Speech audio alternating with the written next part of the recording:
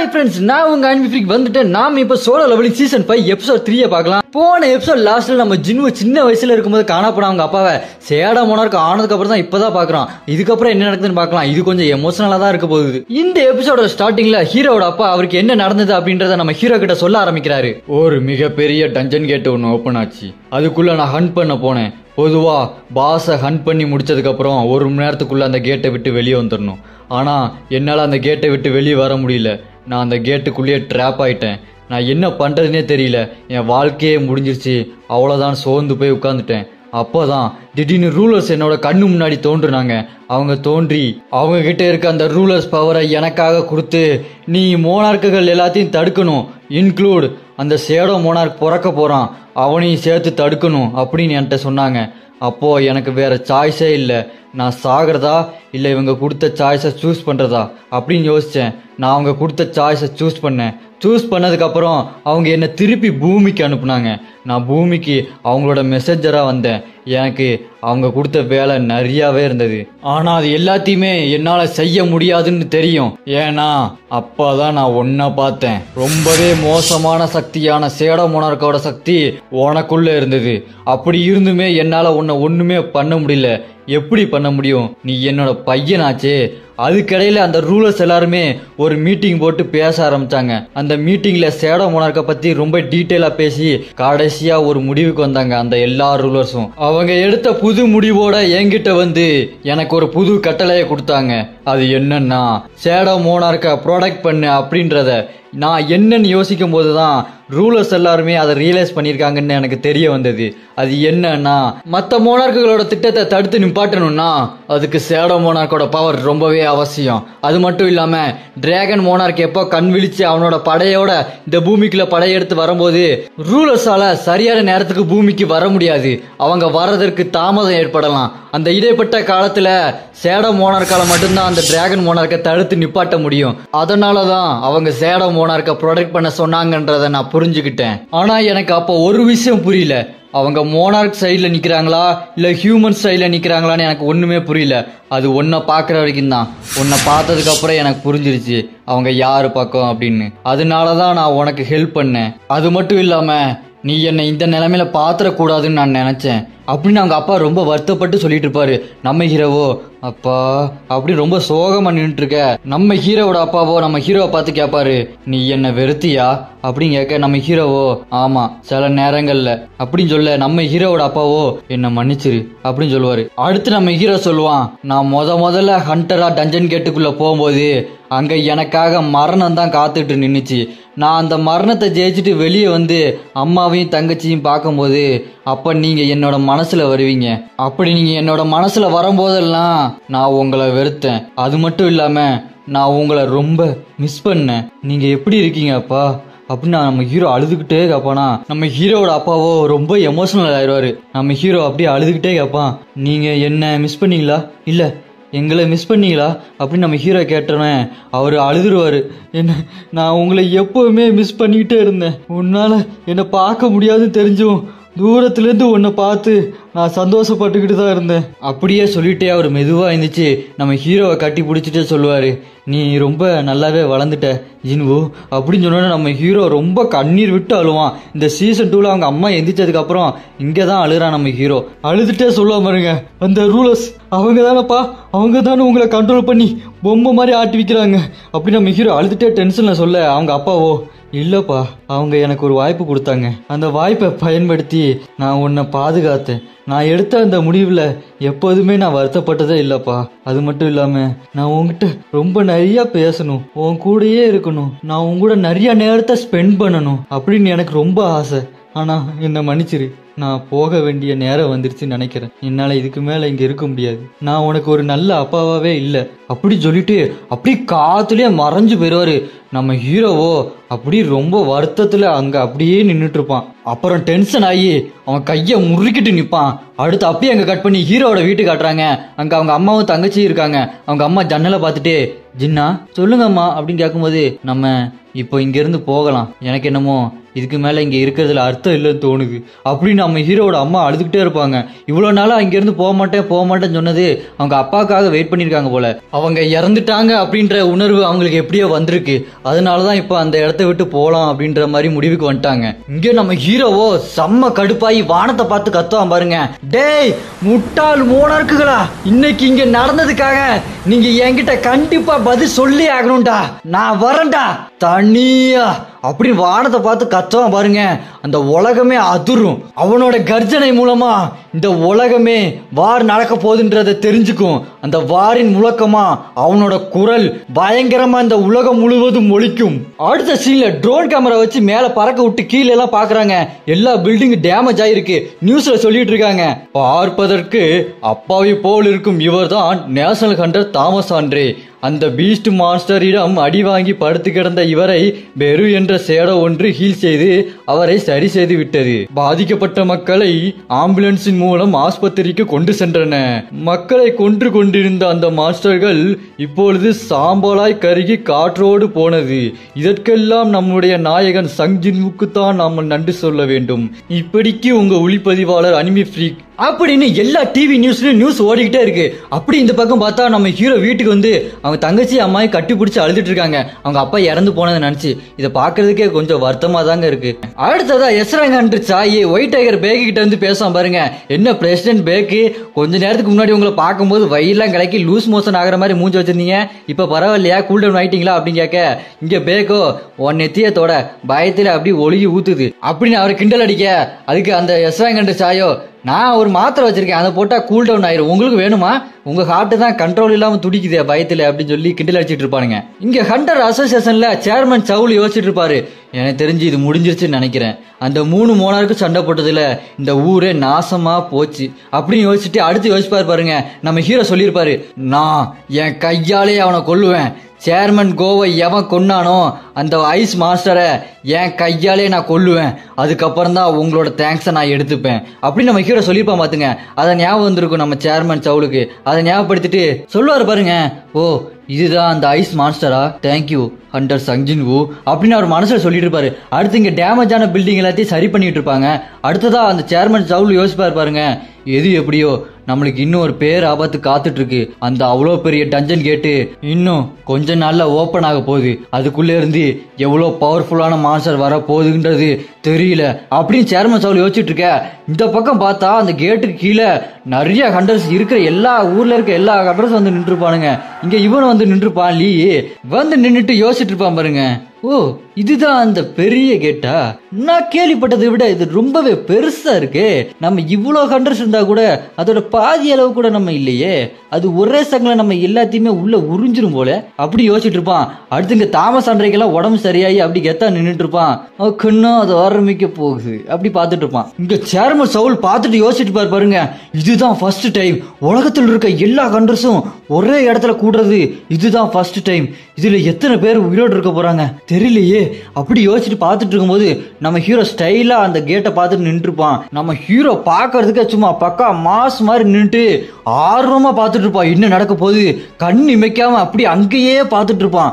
அங்க பக்கத்துல சாகேவோ, ஜின்வு நீங்க இவ்வளவு பதட்டமா இருக்கிறத நான் இதுக்கு முன்னாடி பார்த்ததே இல்லையே அப்படின்னு கேட்க, ஓ அப்படியா அது நடக்க போகுது அப்படின்னு பார்த்துக்கிட்டே இருப்பான் பாருங்க.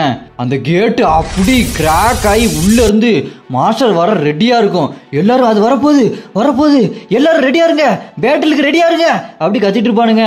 உள்ள இருந்து வரும் பாருங்க. அதை இப்படிங்க கீழே இருந்துட்டு அப்படி மேல பாப்பானுங்க பாருங்க. ஏய் இது பெரிய ஆர்மிடா, இது ஒரு பெரிய படையா வரப்போகுது, எல்லாரும் அவங்கவுங்க பொசிஷன்ல ரெடியா இருங்க, அந்த மாஸ்டர் எல்லாருமே ரொம்ப பயங்கரமா இருக்க போகுது அப்படின்னு அவங்க எல்லாம் ரெடியா இருக்க. நம்ம ஹீரோக்கு ஏதோ ஒண்ணு ஆகுது. இது அப்படின்னு பார்த்துட்டு இருப்பா பாருங்க. நம்ம ஹீரோ உள்ள இருந்து ஏதோ பெரிய மாஸ்டர்லாம் அப்படியே வரும் பாருங்க. டிராகனோட வாயெல்லாம் அப்படி உள்ள இருந்து அப்படியே மெதுவா வரும் பாருங்க. பார்த்தா அது ஒரு டிராகன் இல்ல, அங்க 3 டிராகன் காமிஸ் மாதிரி அவ்வளவு பெருசா இருக்கும். சோல்ஜர்ஸும் எல்லாம் பறந்துட்டு இருப்பானுங்க. அவ்வளவு சோல்ஜர்ஸ் பார்த்தா டக்குன்னு ஒரு கால் வந்து இறங்குது. டங் அப்படின்னு இறங்கி வந்து நின்னா ஒரு பெரிய ஆளு நிக்கிறான். கெத்தா சோட வச்சுட்டு யார் ஆவான்னு பார்த்தா அப்படி உள்ள இருந்து பறந்துட்டே வருவான் பாருங்க.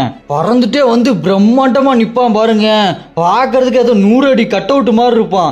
எக்ரிஸுக்கே அண்ணன் மாதிரி இருக்கானே ஹல்கெல்லாம் அருணா கயிறு மாதிரி திருச்சி கட்டிக்குவான் போல, அந்த அளவுக்கு பிரம்மாண்டமா இருக்கான். அதை பார்த்துட்டு அங்க இருக்க அண்ட்ரோ, ஏய் அட்டாக் பண்றதுக்கு ரெடி ஆகடா அப்படின்னு கத்திட்டு இருப்பானா. எல்லாருமே அட்டாக் பண்றதுக்கு ரெடியா போவாங்க. அப்போ ஒரு குரல் கேட்கும், நம்ம ஹீரோட குரல் தான். எவனுமே அசையாம அங்கே நில்லுங்கடா அப்படின்னு ஒரு குரல் கேட்கும். யாரு யாரு நம்மள நிப்பாட்டுறாங்க, அட்டாக்க நிப்பாட்டுங்க, சீஸ் ஃபயர் அட்டாக்க நிப்பாட்டுங்க அப்படின்னு கத்திக்கிட்டு நிப்பாட்டி வச்சிருவானுங்க. இங்க சேர்மன் சவுலோ நம்ம ஹீரோ கிட்ட, என்னாச்சு ஜின்வு, ஏன் இப்படி பண்றீங்க, ஏன் இப்படி நிப்பாட்டுறீங்க அப்படின்னு கேட்க, நம்ம ஹீரோவோ, ஒன்னும் இல்ல சேர்மன், கவலைப்படாதீங்க, அமைதியா இருங்க, ஒரு கவலை இல்ல அப்படி நம்ம ஹீரோ சொல்லிட்டு இருப்பானா. அங்க அவன் அவ்வளவு பெரிய காலை வச்சுட்டு இறங்கி நடந்து வருவா பாருங்க, பாக்குறதுக்கே சும்மா பயங்கரமா இருக்கும். அதை பார்த்துட்டு இந்த எஸ்ரா கண்ட சாயோ, அவங்க ஏன் அப்படி பண்றாங்க, ஏன் தடுத்து நிப்பாட்டுறாங்க, அதுங்க ரியல்ஸ் பண்றதுக்கு முன்னாடி அட்டாக் பண்ணாதானே அதுங்களை கொல்ல முடியும், ஜின்வு தனியாவே பாத்துக்கலாம்னு நினைக்கிறாரா அப்படி இவன் எஸ்ரா கண்ட சாய் யோசிச்சுட்டு இருக்க. நம்ம ஹீரோவோ அப்படி மெதுவா நடந்து அது கிட்ட போவான் பாருங்க. அந்த பெரிய பிரம்மாண்டமான உருவம் நம்ம ஹீரோ கிட்ட அப்படி மெதுவா நடந்து வந்து 2 பேரும் சும்மா நேருக்கு நேரா நிப்பாங்க. அவ்வளவுதான், என்ன நடக்க போகுதுன்னு தெரியல. இங்க அந்த அவன் உருவத்தை காட்டுறாங்க, இங்க ஜின்னுவோட உருவத்தை காட்டுறாங்க. அப்படி பார்த்தா டக்குனு அதோட முட்டி தரையில தட்டி உடையும். என்னடா நடக்குதுன்னு பார்த்தா அவன் முட்டி போட்டு நம்ம ஹீரோ முன்னாடி நிப்பா பாருங்க. பாக்குறதுக்கே சும்மா பயங்கரமா இருக்கும். அவன் குறுக்க மட்டும் போயிடாதீங்க சார் அப்படின்ற மாதிரி இருக்கும். அவன் முட்டி போட்டு சொல்லுவான் பாருங்க, நான் தான் கிராண்ட் மார்ஷல் பெல்லியன் அப்படின்னு சொல்லிட்டு நிக்க, எங்கள் அரசர் முன் நாங்கள் தலை வணங்குகிறோம் அப்படின்னு அவன் தலை வணங்குவான் பாருங்க. அங்க இருக்கிற டிராகன் முதற்கொண்டு எல்லாருமே தலை வணங்குவாங்க. அடுத்து அவன் சொல்லுவான் பாருங்க, உங்கள் கட்டளைக்காக நாங்கள் காத்திருக்கிறோம், ஆணையிடுங்கள், இந்த அகிலத்தையே அதிர வைப்போம். நம்ம ஹீரோ சும்மா மாசா நிப்பான் பாருங்க. வீரா வீரா மின்னல் வாழ் வீசும் கரிகாலா அந்த மாதிரி எத்தா நின்றுட்டு இருப்பான். இங்க சேர்மன் சவுலோ அதை பார்த்துட்டு, என்னடா நடக்குதுங்க, என்னடா அது, என்னால நம்பவே முடியலையே அப்படி பார்த்துட்டு இருப்பான் பாருங்க. இங்க தாமஸ் ஆண்ட்ரேயோ, கண்ணா இது கனவா இல்ல நினைவா, என்னால நம்பவே முடியலையே, இது ஏன் கண்ணுக்கு மட்டும்தான் தெரியுதா அப்படின்னு சொல்ல, அங்க இருக்க ஜெர்மனி ஆண்ட்ரோ, இல்லப்பா என் கண்ணுக்கும் தெரியுதுப்பா அப்படின்னு சொல்லிட்டு பாத்துக்கிட்டு இருப்பான். அடுத்து அந்த டிராகன் ஷேடோஸை காட்டிட்டு பேசுவானுக்கு பாருங்க, சும்மா வெறித்தனமா இருக்கும். இதுல இருக்கிற ஒரு டிராகன் போதும் இந்த மொத்த மனித இனத்தையும் அழிக்கிறதுக்கு, ஆனா இங்க 3 டிராகன்ஸ் இருக்கு அப்படின்னு காட்டுவானுங்க பாருங்க, வெறித்தனமா இருக்கும். அடுத்து நம்ம ஹீரோ யோசிச்சுட்டு இருப்பான் பாருங்க, அப்போ இதுதான் ஒரிஜினல் ஷேடோ ஆர்மியா, ஷேடோ மோனார்க் ஆஸ்பான் இதுதான் எனக்காக விட்டுட்டு போயிருக்கானா அப்படி சொல்லிட்டு காட்டுவாங்க பாருங்க. நம்ம ஹீரோவோட ஷேடோஸ் எல்லாத்தையும் காட்டுவானுங்க. டைட்டன் ஷேடோ, டஸ்கு, ஜிம்மா, கிரீடு, பெரு, டேங்கு, கடைசியா இக்ரிஸை காட்டுவாங்க பாருங்க. நம்ம ஹீரோ அங்க மாசா நின்னுட்டு இருப்பான். அடுத்து நம்ம ஹீரோ சொல்லுவான் பாருங்க, பார்க்கத்தானே போற இந்த காளியோட ஆட்டத்தை, இனிமேதான் சிறப்பான தரமான சம்பவங்கள் எல்லாத்தையும் பார்க்க போறீங்க அப்படின்னு சொல்லிட்டு நின்றுட்டு இருப்பான் பாருங்க. பயங்கரமா இருக்கும். யாருக்கெல்லாம் இந்த சீன் ரொம்ப பிடிச்சிருக்கோ இந்த வீடியோக்கு ஒரு லைக் பண்ணிருங்க. அடுத்த சீன்ல சில நாட்கள் கழித்து அப்படி சொல்லிட்டு கொரியா ஹண்டர் அசோசியேஷன் பில்டிங் கட்டுறாங்க. அங்க சேர்மன் சவுலு அப்புறம் மெம்பர்ஸ் எல்லாருமே சேர்ந்து ஒரு மீட்டிங் போட்டுட்டு இருக்காங்க. அங்க சொல்லிட்டு இருக்காங்க, சரி பண்ண சிட்டிக்கு மக்களை திருப்பி அனுப்பிட்டு இருக்கோம் சார் அப்படின்னு சொல்லிட்டு அடுத்து சொல்ல ஆரம்பிக்கிறாங்க பாருங்க. அந்த அமெரிக்கன் ஹண்டர்ஸ் பீரோ நம்மள ரொம்பவே தொல்லை பண்ணிட்டு இருக்காங்க சார். அங்க என்ன நடந்தது எங்களுக்கு ஃபுல் ரிப்போர்ட் கொடுங்கன்னு கேக்குறாங்க. ஜின்வு எப்படி அதை தோக்கடிச்சாங்க, எங்களுக்கு ஃபுல் ரிப்போர்ட் வேணும் அப்படின்னு கேட்டுட்டு இருக்காங்க. அது மட்டும் இல்லாம ஜின்வு இப்ப எங்க தங்கி இருக்காரு, அவரோட லொகேஷன்லாம் எங்களுக்கு அப்டேட் பண்ணுங்க, அவர் எங்க இருக்காரு எங்க தங்கி இருக்காரு எல்லாமே எங்களுக்கு வேணும். அது மட்டும் இல்லாம சார் அவங்க கேக்குறாங்க, ஜிம்மின்னு ஒரு ஷோவா, அந்த ஷோக்கு இன்டர்வியூ பண்ணணும், அவரை கூப்பிட்டுவாங்க, அவர் கான்டாக்ட் நம்பர் கொடுங்க அப்படி இப்படி ரொம்ப தொல்லை பண்ணிட்டு இருக்காங்க சார் அப்படின்னு சொல்ல, சேர்மன் சவுலோ, ஜிம்மியோ கிம்மியோ அந்த ஷோக்குலாம் அவங்க வேணும்னா அவங்களே நேரா போய் ஜிம்முவை கூப்பிடட்டும், நம்மலாம் இல்ல தலையிட்டு இது பண்ணிட்டு இருக்க முடியாது அப்படின்னு சொல்லிட்டு இருக்க. அங்க சேர்மன் பக்கத்துல இருக்கவன் சொல்லுவான் பாருங்க சேர்மன்ட்ட, சார் பாருங்க சார் அந்த மான்ஸ்டர் எல்லாத்தையுமே நம்ம ஜின்வு தான் வர வச்சிருக்காரு, என்ன சார் நடக்குதுங்க, அந்த ஜின்வு நல்லவரா கட்டவரா அப்படின்னு கேட்க சேர்மன் கடுப்பாயிருவாரு. உனக்கு என்ன இப்போ, அந்த மான்ஸ்டர் எல்லாமே வந்து நம்ம ஊரை கொண்டு இருக்கணும், அதுதான் உனக்கு வேணுமா, பெசாம இரியா, அதெல்லாம் ஜின்வுவோட ஆர்மி நினைச்சு சந்தோஷப்படுவியா, அதை விட்டுட்டு எதோ சொல்லிட்டு இருக்க அப்படின்னு சொல்ல. அங்க இருக்கணும், சார் இல்ல சார் அப்படி சொல்லல சார், இப்ப கூட பாருங்க அவர் எங்க போனாருன்னே தெரியல காணும் அப்படின்னு சொல்லிட்டு இருக்க. இங்க பாரு, அவர் காணாம போறது ஒண்ணு இது முதல் டைம் கிடையாது, அவர் நிறைய தடவை போயிட்டு வருவாரு, இதெல்லாம் கண்டுக்க கூடாது, அவ்வளவு பெரிய ஸ்ட்ராங்கான ஹண்டர் அவரு, இந்த மாதிரி சின்ன சின்ன விஷயத்த கூட விடாம அவர் பின்னாடியே உப்பு முட்டை மாதிரி தொங்கிட்டு என்ன பண்றீங்க கேட்டுக்கிட்டே இருந்தா அவர் கடுப்பாயிர மாட்டாரா, அவரை மாதிரி ஸ்ட்ராங்கான ஹண்டர்லாம் நம்ம நாட்டுல இருக்குது நாம செஞ்ச புண்ணியம், அதுக்கெல்லாம் நீங்க நன்றி உணவோட இருக்கணுமே தவிர அவர் சந்தேகப்படக்கூடாது அப்படின்னு சொல்லுவான் பாருங்க. அங்க இருக்கணும், சாரி சார் நான் தப்பா பேசிட்டேன் சாரி சார் அப்படின்னு சொல்லிட்டு இருப்பானா. அடுத்து அந்த சேர்மனை மனசுல யோசிப்பான், சஞ்சினுவு நீங்க இப்ப எங்க இருப்பீங்க, என்ன பண்ணிட்டு இருப்பீங்க அப்படின்னு யோசிச்சுட்டு இருப்பான். அடுத்து ஒரு காட்டுக்குள்ள காலி கிரவுண்ட காட்டுறாங்க. நம்ம ஹீரோ ஹூடி போட்டுட்டு டஸ்க பெருசாக வச்சு அவனோட கையில நின்னுட்டு இருப்பாரு பாருங்க கெத்தா. கீழே எல்லா சேட ஆர்மியும் வரிசையா இந்த பக்கம் அந்த பக்கம் நின்று சண்டை போட்டுட்டு இருப்பானுங்க. என்னடா அப்படின்னு இவன்ட்ட பெல்லியன்ட்ட கேட்டா அவன் சொல்றான் எல்லாரும் ட்ரைனிங் எடுத்துட்டு இருக்காங்க வாருக்காக அப்படின்னு சொல்லிட்டு இருக்கான். நம்ம ஹீரோவோ ட்ரைனிங்கா, அவங்க தான் எப்படியுமே சாவ மாட்டாங்களே அப்படின்னு சொல்லிட்டு இருப்பான் நம்ம ஹீரோ. அடுத்து பெரு வருவான் பாருங்க. நம்ம ஹீரோ கிட்ட வந்துட்டு வாத்தியாரே, என்ன வாத்தியாரே இது, நான் தானே வாத்தியாரே உங்ககிட்ட கமெண்டரா இருந்தேன், நேத்து வந்தவன பக்கத்துல வச்சுட்டு என்ன தள்ளி வச்சீங்க பாத்தீங்களா, என்ன வாத்தியாரே நான் உங்களை பார்த்து தானே வளர்ந்தேன் வாத்தியாரே, நீங்க ரிங்ல இறங்கி அடிச்சு அடியலாம் ஒவ்வொன்றும் என் கண்ணுக்குள்ளே இருக்கு வாத்தியாரே, நீ தானே வாத்தியாரே எனக்கு எல்லாமே, திடீர்னு அவனை வந்து விட்டா நான் எப்படி வாத்தியாரே ஒத்துக்குவேன், உன் மேல எவ்வளவு அன்பு இருக்கு தெரியுமா வாத்தியாரே அப்படின்னு சொல்லிட்டு பெல்லின் கிட்ட போய் நேருக்கு நேரம் நின்றுட்டு, டேய் கமாண்டர் பதவிக்காக நான் உங்ககிட்ட சண்டையை கூப்பிடுறேன் வாடா அப்படி போய் நேருக்கு நேரம் நிப்பான். நம்ம ஹீரோவோ என்ன 2 கமாண்டருக்கு நடுவில் சண்டை நடக்க போதா அப்படி பார்த்துட்டு இருக்கும் போது இவனுங்க அப்படி சண்டைக்கு ரெடியா நிப்பானுங்க பாருங்க. இந்த பக்கம் பெல்லிய நிப்பான், அங்க பெரு நின்றுப்பான். பெரு ரெடி ஆயிட்டு வாத்தியாரே அப்படி கத்திட்டு இருப்பான். இங்க பெல்லியனும் அவனோட பெரிய ஸ்வாடை எடுத்துட்டு அப்படி நிப்பான் பாருங்க. அந்த ஸ்வாடை மூஞ்சுக்கு நேரம் நிப்பாட்டி வச்சு நின்று இருப்பான் பாருங்க. நம்ம ஹீரோ அதை பார்த்துட்டு என்னடா இது இவ்வளவு பெருசா இருக்கு, இங்கிலீஷோட ஸ்வாடை விட ரொம்பவே பெருசா இருக்க மாதிரி இருக்கு, எனக்கு தெரிஞ்சு இதோட ஸ்பீடை விட பவர் ரொம்பவே அதிகமா இருக்கும்னு நினைக்கிறேன். அப்படின்னா பெருக்கு சான்ஸ் இருக்கு, ஏன்னா பெரு ரொம்பவே ஸ்பீடான ஆளு. அப்படி நான் சொல்லிக்கிட்டே இருக்கும்போது அவன் பெரு ஓடி வருவான் பாருங்க. அங்க இருந்து வாத்தியாரே அப்படின்னு சொல்லிட்டு கத்திக்கிட்டே ஓடி வருவான். இவன் அந்த ஸ்வாட் வச்சு வெட்டுவான்னு பார்த்தா சாட்ட மாதிரி ஒரு சொலட்டுவான் பாருங்க. அது அப்படி நீளமா வந்துட்டு இருக்கும். நம்ம ஹீரோ என்னது அப்படி பார்த்துட்டு இருப்பான் பாருங்க. அப்படி சொலட்டுல நம்ம பெரு வந்து அடிக்கவும் நம்ம பெரு டக்குன்னு மிஸ் ஆயிருவான். மிஸ் ஆனதுக்கு அப்புறம் பெரு வேகமா ஓடி வருவான் பாருங்க பெல்லியன் கிட்ட. பெல்லியன் டக்குன்னு அதை சாட்ட மாதிரி ஒரு சொலட்டிட்டு பெருவை இறுக்கி கட்டி போட்டு படுக்க போட்டுருவான். நம்ம ஹீரோ அதை பார்த்துட்டு ஷாக் ஆயிருவான். என்ன அவன் பெருவை தோக்கடிச்சிட்டானா, சண்டை முடிஞ்சுதா? அவனோட ஒவ்வொரு ஸ்ட்ரைக்கும் ரொம்பவே பவர்ஃபுல்லா இருக்கு, அவன் கிராண்ட் மார்ஷலா இருக்கிறதுல டவுட்டே இல்ல அப்படி நம்ம ஹீரோ யோசிச்சுக்கிட்டு அடுத்து சொல்லுவான் பாருங்க. என்னதான் இருந்தாலும் பெரு அவன் வாத்தியாருக்கு ஒண்ணுன்னா அவன் தோல்வியை ஒத்துக்கவே மாட்டான். அவனோட முக்கியமான ஒரு பவரே என்னைக்கும் விடாமுயற்சி அப்படி சொல்லுவான் பாருங்க. பெரு டக்குன்னு எந்திரிச்சு அந்த வெள்ளிய நெஞ்ச புடிச்சிட்டு கத்துவான் பாருங்க. வாத்தியாரே ரத்தம் ஒரு சொட்டு மிச்சம் இருந்தாலும் மாதிரி கெத்தா இருப்பான் பெரு. பெருவா கொக்கா யாருக்கெல்லாம் பெருவை ரொம்ப பிடிக்குமோ கமெண்ட்ல பிளாக் ஹார்ட்டை கமெண்ட் பண்ணுங்க. அடுத்து இங்க சைனா ஏர்போர்ட்டை காட்டுறாங்க. லீ கொரியாக்கு வந்திருப்பான் இல்லையா, அங்க கொரியால இருந்து மறுபடியும் இங்க சைனாக்கு வந்துட்டான். அவன் வந்து இறங்க பிரஸ் ரிப்போர்ட்டர் எல்லாமே சுத்தி வளைச்சிட்டு அவனை கேள்வி கேட்க ஆரம்பிப்பாங்க. என்ன சார் எல்லாருமே கொரியாவுக்கு போய் நின்று இருக்கீங்க, ஓவர் பில்டப்பா இருக்கு, நம்ம நாட்டிலேயே அவ்வளவு பிரச்சனை இருக்கும்போது அதெல்லாம் ஒரு பிரச்சனை அங்க போய் நின்று இருக்கீங்க அப்படின்னு கேட்க இவனோ லீ டென்ஷன் ஆயிருவான். டென்ஷன் ஆகி அந்த பிரஸ் ரிப்போர்ட்டை பார்த்து லூசாயா நீ என்ன பேசிட்டு இருக்க, சைனா எங்க இருக்கு, கொரியாக்கு மேலதானே இருக்குது, கொரியால ஏதாச்சும் ஆச்சுன்னா அடுத்து சைனாக்கு வராதா, பைத்தியக்கார மாதிரி பேசிட்டு இருக்க, ஒன்னு புரிஞ்சுக்கோ, அங்க ஜின்வுவாலேயே ஒன்னும் பண்ண முடியலனா என்னால ஒண்ணுமே பண்ண முடியாது, அதனால நம்ம ஒவ்வொரு விஷயத்தையும் பார்த்து தான் பண்ணணும் அப்படின்னு பார்த்துட்டு இருக்கும்போது டக்குன்னு ஷாக் ஆயிட்டு மேல பாப்பான். இதுக்கு வாய்ப்பே இல்ல, என்னடா இது அப்படி பாப்பான் பாருங்க. மேல ஒரு பெரிய கேட் ஓபன் ஆயிட்டு இருக்கும். அப்புறம் அங்க கட் பண்ணி இந்த பக்கம் கட்டுறாங்க. அந்த மோனார்க் ஆஃப் யோகம் மட்டும் யார்கிட்ட பேசிட்டு இருக்கான். யாருன்னு பார்த்தா டிராகன் மோனார்க்குங்க.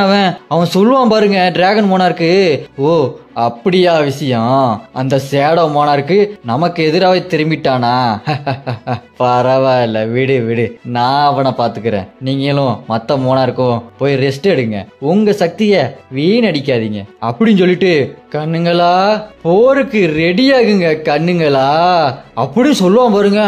டிராகன் காலை காட்டுவாங்க, அப்புறம் உள்ள காட்டுவாங்க பாருங்க, கொசன்னு அவ்வளோ டிராகன் இருக்கும். ஃபைனல் பேட்டில் நடக்க போகுதுன்னு நினைக்கிறேன், சும்மா வெறித்தனமா இருக்க போகுது. அப்புறம் ஒரு முக்கியமான விஷயங்க, இந்த வீடியோ பிடிச்சிருந்தா மறக்காம லைக் பண்ணிருங்க. உங்களுக்கு பிடிச்சிருக்கும்னு எனக்கு தெரியும், ஆனா லைக் பண்றதுக்கு மறந்துருப்பீங்க. தயவு செஞ்சு மறக்காம இந்த வீடியோக்கு லைக் பண்ணிருங்க, அப்போதான் நிறைய பேருக்கு ரெக்கமெண்டேஷன் ஆகும், உங்களுக்கும் வீடியோ பிடிச்சிருக்குன்னு நான் நினைச்சு இதே மாதிரி நிறைய ட்ரை பண்ணுவேன். அதனால இந்த வீடியோக்கு ஒரு லைக் பண்ணிட்டு அனிமி ஃப்ரீக்ஸ் சேனலை மறக்காம சப்ஸ்கிரைப் பண்ணிருங்க. உங்க ஃப்ரெண்டு யாராவது அனிமி ஃபேனா இருந்தா அவங்களுக்கும் இந்த வீடியோ ஷேர் பண்ணி சப்போர்ட் பண்ணுங்க. அது உங்களுக்கு சாதாரண விஷயமா இருந்தாலும் எனக்கு அது ரொம்பவே பெரிய விஷயங்க.